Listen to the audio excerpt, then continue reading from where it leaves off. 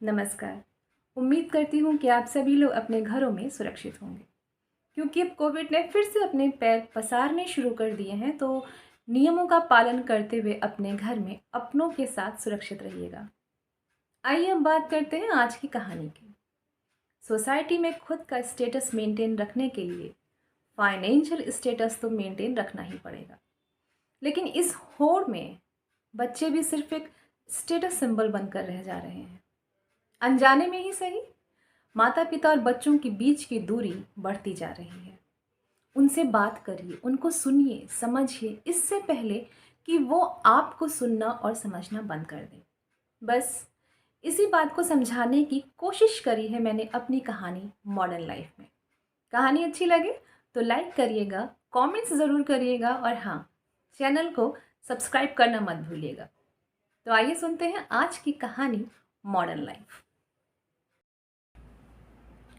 School में छुट्टी से 5 मिनट पहले वाली बेल बजी तो सारे बच्चे हे करते हुए क्लास के बाहर। जैसे ही क्लास के बाहर आए, आया ने उनको पकड़ा और कहा, चलो लाइन में लगो, सब लाइन लगाओ। सारे के सारे बच्चे लाइन में लगने लग गए। उस लाइन में लगे हुए बच्चों को किसी के बाल बिखरे हुए थे, किसी की शर्ट आधी बाहर आधी अंदर, किसी के शूज़ इतने गंदे, किसी की टाई तिरछी थी, किसी की बेल्ट खुली थी। सारे बच्चे साफ थका हुआ लग रहे थे कि सब के सब थक गए हैं, लेकिन सबका उत्साह बराबर बना हुआ था। छुट्टी जो होने वाली थी, सारे बच्चे लाइन में लगकर उचक उचक के गेट के बाहर देखने लगे कि आज कौन आया लेने। किसी के पापा, किसी की मम्मी, किसी की दादी, किसी की दीदी, कोई ना कोई उनको लेने आया था। इसी लाइन में एक 4 साल का प्यारा सा, सुंदर सा, सांवला सलोना, गोल मटोल सा बच्चा खड़ा था। लेकिन ये कुछ उदास मालूम होता था। ऐसा लग रहा था कि इसके साथ आज कुछ तो हुआ है। इसने भी लाइन से उचक के देखना चाहा कि इसे कौन लेने आया है, और देखने के बाद इसने अपनी गर्दन झुका ली और बेमन से खड़ा रहा। जैसे ही छुट्टी की घंटी बजी, वैसे ही सारे बच्चों ने इतना शोर किया कि पूरा स्कूल गूंज उठा उस शोर से। ऐसा लगा कि सारे परिंदे एक साथ आज़ाद हो गए। इसने भी अपनी नौकरानी का हाथ पकड़ा और चुपचाप बस चलता चला गया। ऐसा क्यों था ये तो पता नहीं, लेकिन कुछ ऐसा ज़रूर था, कुछ ऐसी बात ज़रूर थी जिससे ये बच्चा आज परेशान था। बस चुपचाप चलता चला जा रहा था। नौकरानी ने भी उससे कुछ पूछा नहीं। घर आया तो उसकी आया नौकरानी ने कहा कि भैया अपने कमरे में जाओ और बैग रख दो, हाथ मुंह धोकर कपड़े बदल कर खाना खा लेना, मैं खाना लेके आती हूँ। वो बच्चा अपने कमरे में चला गया। अपना कमरा? 4 साल के छोटे बच्चे का अपना कमरा? है ना आश्चर्य की बात। 4 साल का बच्चा जिसका खुद का कमरा हो, तो समझ जाइए कि वो बच्चा कितना अकेला होगा। वो बच्चा अपने कमरे में गया और अधमने मन से ऐसे ही बैग पटका अपने कमरे में, और उसके कमरे में खिड़की थी, उससे झांकने लगा बाहर, देखने लगा आते जाते लोगों को। उसी में एक माँ अपने बच्चे को स्कूल से वापस लेने के लिए आई थी। बच्चा उसके साथ जा रहा था। माँ का हाथ पकड़े वो बच्चा उछलता कूदता बेफिक्र, माँ ने उसके बैग को अपने कंधे में लिया हुआ था। वो बच्चा बहुत निश्चिंत था। उन माँ बेटों को जाते हुए ये बच्चा अपनी खिड़की से बहुत दूर तक झांक कर देखता रहा। जब वो उसकी आंखों से ओझल हो गया, तब ये वापस अपने कमरे में अंदर आ गया।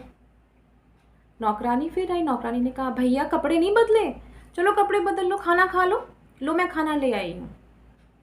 बच्चे ने बेमन से खाना खाया और खाना खाने के बाद सो गया। कुछ बोला नहीं उसने, कोई हरकत नहीं, कोई बच्चों वाली शरारत नहीं, बस खाना खा के सो गए।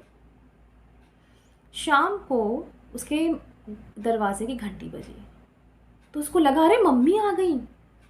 बस वह अपने कमरे से बाहर निकला और मम्मी से चिपकने ही वाला था, लिपटने ही वाला था कि उसकी माँ, क्योंकि ऑफिस से आई थी, वो थकी हुई थी, तो उसने कहा कि बस अभी नहीं, मैं बहुत थकी हूँ, मेरे सर में दर्द हो रहा है, बाद में।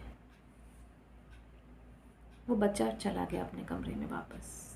कुछ कहना चाह रहा था लेकिन नहीं कह पाया।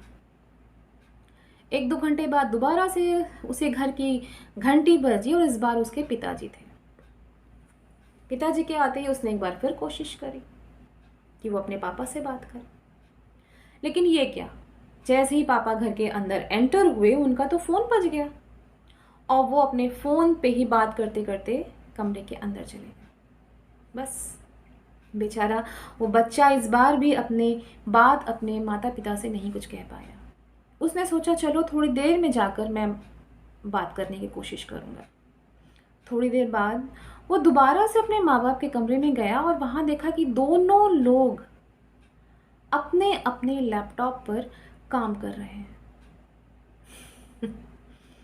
फाइनेंशियल स्टेटस के चक्कर में बच्चे भी सिर्फ स्टेटस सिंबल ही बन के रह जाते हैं। और ये बात बहुत देर बाद समझ में आती है माँ बाप को, पछतावे के साथ। लेकिन तब तक इतनी देर हो चुकी होती है कि आप कुछ नहीं कर सकते।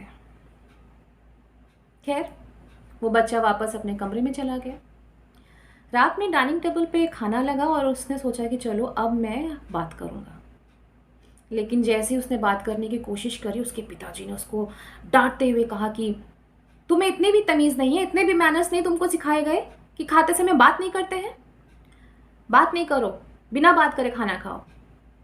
लेकिन क्योंकि बच्चा अब तक इतना परेशान हो चुका था, अपनी बात वो किसी से कह नहीं पा रहा था, तो उसको गुस्सा आ गया और उस गुस्से में उसने अपने हाथ से अपने खाने की प्लेट को सरका दिया।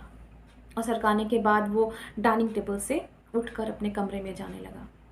तो उसके पिताजी ने कहा कि देखो कितना बदतमीज़ हो गया ये लड़का, बिना कुछ खाए जा रहा है। ठीक है, जाने दो, 2 दिन नहीं खाएगा, कोई फ़र्क नहीं पड़ेगा।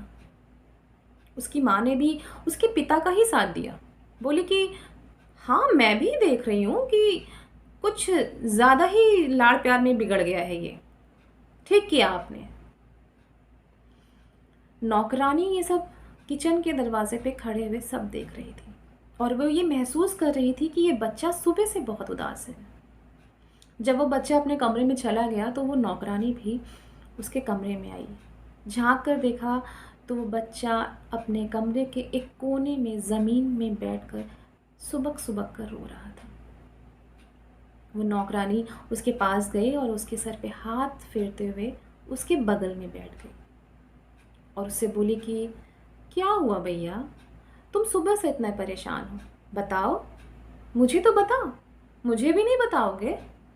बस इतनी सी ही बात उसने सुननी थी और वो नौकरानी के गले लगकर खूब रोया और रोते रोते बोला, मैं स्कूल नहीं जाऊंगा, सब मुझे मेरे नाम से चिढ़ाते हैं, सब कालू कालू कहते हैं, मेरा नाम श्याम है तो सब मुझे काला काला कहते हैं, मैं स्कूल नहीं जाऊंगा।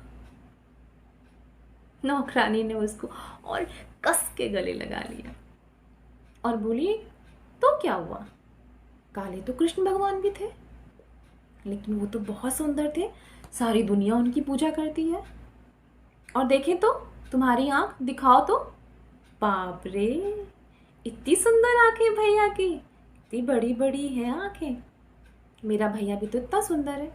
पता है तुमसे वो सारे बच्चे चिढ़ते हैं, जलते हैं, तुम इतनी सुंदर जो हो ना, जो काला कहता है कहने दो, कृष्ण भगवान भी काले, मेरा भैया भी काला, कृष्ण भगवान सुंदर, मेरे भैया भी सुंदर, है ना? अब रो नहीं, चुप हो जाओ। नौकरानी ने उसको प्यार करके चुप कराया, समझाया, तो बच्चे को कुछ समझ में आया, बच्चा था ना, समझ गया प्यार की भाषा।